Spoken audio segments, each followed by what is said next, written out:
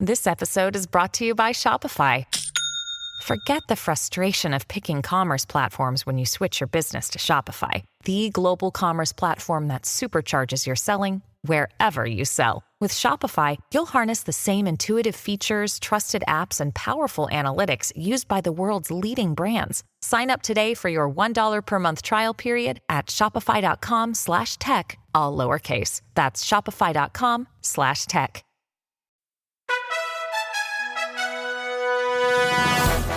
This is Scams and Cons News with Jim Grinstead. In today's news, sheriff's officers break an international scammer ring that has taken hundreds of thousands of dollars.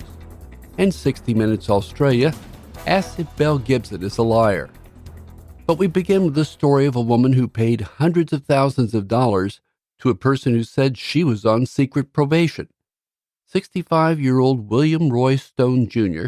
was sentenced to 7 years behind bars on wire fraud charges. This comes after Stone retired from the FBI in October of 2015. Prosecutors say shortly after retirement, Stone told the woman he was still an active agent assigned to oversee her probation for fictional federal drug crimes. He then demanded she make regular payments to him as part of her made-up probation terms. Stone wasn't working alone. 64-year-old Joseph Eventino de Leon was also convicted for his role in the conspiracy. Authorities say Stone and de Leon told the victim a fake federal judge had appointed them to monitor supposed 6 years secret probation. They required her to text them daily reports of her activities and compensate them for supervising her. Over an 11-month period, the victim handed over more than $700,000 to Stone and over $50,000 to de Leon. The two men urged her to distance herself from family, claiming relatives wanted her inheritance. They even persuaded her to transfer inherited assets out of a trust and into her personal account. At one point, prosecutors say they claimed the fictitious judge would discharge her probation if she agreed to marry Stone. As part of the ruse, the victim was warned she could not tell anyone about her probation or risk going to jail and losing her children. Stone and de Leon monitored her communications, conducted surveillance, and even staged fake phone calls with the made-up judge. Stone was convicted on conspiracy of wire fraud, money laundering, and impersonation charges. Most financial scams happen via telephone, but when an international group of con artists realized they had a wealthy person on the line, they changed tactics and wanted to meet her in person.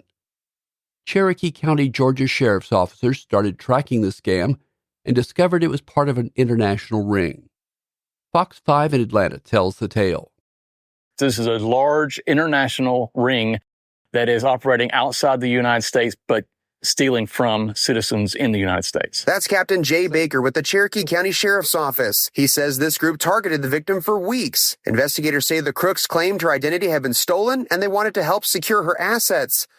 We're told it quickly escalated from $1,500 in gift cards to a $50,000 wire transfer. This is where this scam is a little bit different than previous scams. Deputies say the scammers went on to claim they worked with the U.S. Treasury and convinced her to buy $100,000 worth of gold and meet them so they could safeguard it. Then they asked her to do it again for double the amount. She finally became suspicious and told a family member who called the sheriff's office. We met with the victim, continued communicating with the suspect by phone, and agreed to meet with him. And a suspect showed up at the meet location and approached her vehicle. And he was placed in custody. Through that sting operation, they were able to arrest 27-year-old Parth Patel. Working with the FBI, Baker says they were able to discover Patel was part of a group based out of India and the UK. Deputies were unable to recover the woman's money. A con artist from Norwich in Britain has been sentenced to 6 years behind bars for defrauding 7 victims out of nearly $554,000. 63-year-old Susan Goose would approach people in local pubs and spin an elaborate tale about needing money to pay legal fees for an inheritance case she claimed to be involved in. She even went so far as falsifying emails, claim forms, and documents purportedly from solicitors and the courts handling her bogus case. Goose's deceit was uncovered after one victim lost their home from money they lent her. When police searched her home, they found no evidence of legal proceedings, but did uncover records showing Goose had blown over $160,000 gambling online. At her sentencing, Goose pleaded guilty to 5 counts of fraud by false representation related to incidents dating back to 2011. This is Scams and Cons News.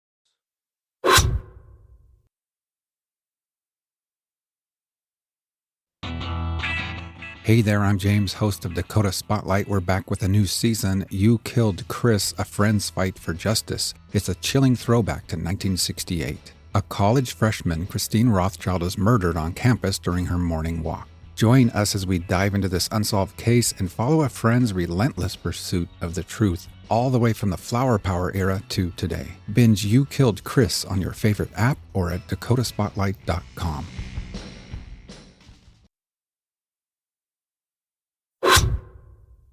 You may have seen bogus news stories claiming there was a tragic end to some celebrity. It's clickbait intended to get you on a page of endless such stories so they can feed advertising to you. But Fox 59 in Indiana says there has been a change that makes things more personal, and the message frequently comes via Facebook. So like if one of your friends gets hacked, the scammer will post some shocking content like a terrible crash or a fire or some other tragedy with the phrase, "I can't believe he's gone," or "she was so young." It's posted with a fabricated news headline and a video thumbnail. It can look very realistic and make you want to find out what happened and who they're talking about. But when you click the link to the headline, it takes you to a fake survey or a malware download or a spam list. At that point, it's a good bet that you're leaking your email address and other information to crooks who will buy it and sell it on the dark web. And that's the kind of thing that exposes you to spam emails and calls and texts. The hackers who use this scam are very good at changing up the template so it doesn't look the same every time. Belle Gibson said she had cancer and solicited money from the public. 60 Minutes Australia said she's a fraud. And before the interview, she was asked if she would sign a statutory declaration to promise that everything she would say is the truth. Host Tara Brown believes Gibson is a liar. Belle Gibson was a strikingly sympathetic and inspirational figure to her legion of followers when she started posting her story on Instagram in 2013.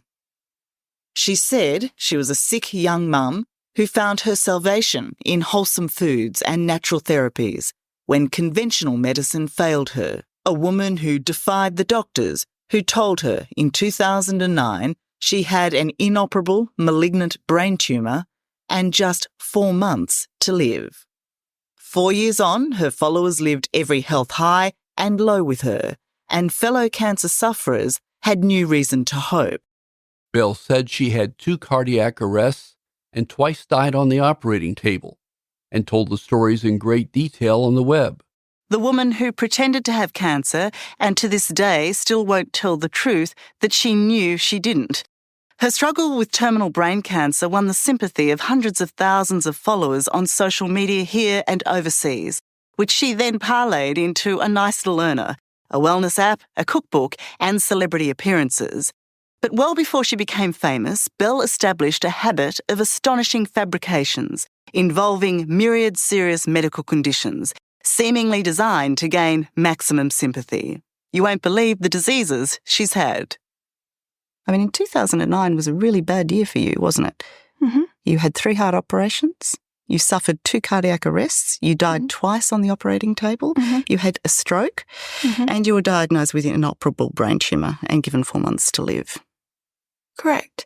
And all that happened. I still have the heart condition, and I was supposed to have surgery for that. You were supposed to have surgery. And I didn't. And why did you tell people that you had 3 surgeries? At the time, I think going back, I was late teens, and I was going through a lot of emotional trauma and a lot of abuse at the time. What sort of abuse? Someone who was really prominent during my childhood was stalking me.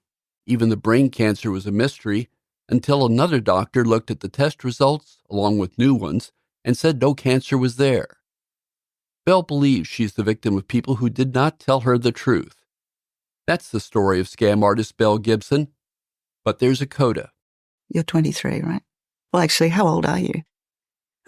I've always been raised as being currently a 26-year-old. How old are you? Well, I live knowing, as I've always known, that I would be 26. Okay, Belle. I This is a really, really simple question. How old are you? believe that I'm 26. And- I have two birth certificates, and I've had my name changed 4 times. The identity crisis there is big, but that was my normal when I was growing up, Tara. What do you know the truth to be now? That's probably a question that we'll have to keep digging for, because it's not something I've ever understood or had answers around. Right. So when you needed to file some financial documents, how did you choose the birth date you gave, if you don't know? With my most recent deed poll paper, which has the younger of the age and the most recent of the name. Right. So currently, then, according to those documents, you're 23. Correct. Belle has said she will pay back the money donated to help her. Estimates put that at $300,000. 60 Minutes says no one has received a cent. Months later, Belle's brother, Nick, said he's angry and exposed more of Belle's misdeeds. The time Mum was in the hospice, slowly passing away, Belle had the nerve to come to Brisbane, to my home, and clear the garage out. But Mum had jewelry up there as well in boxes. And I went back up there and it was all cleaned out. And then I contacted Belle maybe about a few days later, a week later, and she couldn't say anything. She avoided it all. Mum had jewelry before she passed away on her body. And then when I went back to visit Mum at the hospice, it was gone.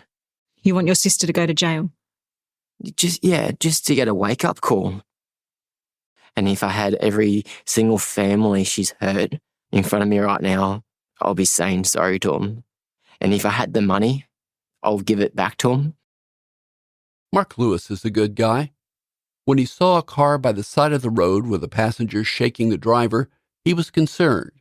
The passenger then flagged Lewis down. Lewis pulled over to see if he could help. And that's kind of when things got a little wild. The guy that waved us down walked up the passenger side of the door and just immediately opened the door. And he started leaning in. He had his hand on my apprentice's leg. He told a story of being a millionaire from Dubai and needed money to help a family member. He offered jewelry for cash. Lewis said he knew that he needed to get away. As he drove away, the black Mercedes SUV with California plates and the men inside began to follow. Terrified. I'm not ashamed to say it. I was terrified. At that point, it became, oh, those idiots, whatever. And then it became, dude, we got to get, we have to go. We have to get out of here. We have to get home. The scam is an old one, but isn't seen often these days. The jewelry and cash offered is phony. The people in the SUV eventually gave up, and Mark and his passenger got home safely. It's a romance scam, and Connie Rotolo was the victim. The scammer took her for $468,000. Once she realized what happened, she searched the internet for support groups that understood what she was going through. She found a group that called themselves the FBI's Internet Crime Complaint Center. They offered to help, but they needed money. Connie got scammed again. She told CBS New York, I wish I had the person in front of me. I would really, bad things would probably happen. I would be arrested. This is Scams and Cons News.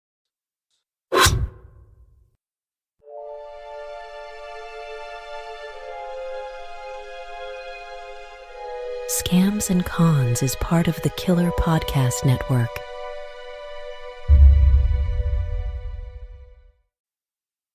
Hi, this is Amy and Vanessa from She Goes by Jane, where we shine light on the stories of missing and unidentified women. On November 7th, we're sharing Nahita's story for the first time in a podcast. And this is a story that I thought I knew, but after reading police reports, became more complicated than I thought. When investigators are called to Nahita Khatib's house, everything looks fine. Her purse is on the kitchen table, her cup of coffee is on the counter, and her 2-year-old niece is in her playpen. The only thing amiss? Nahita is missing.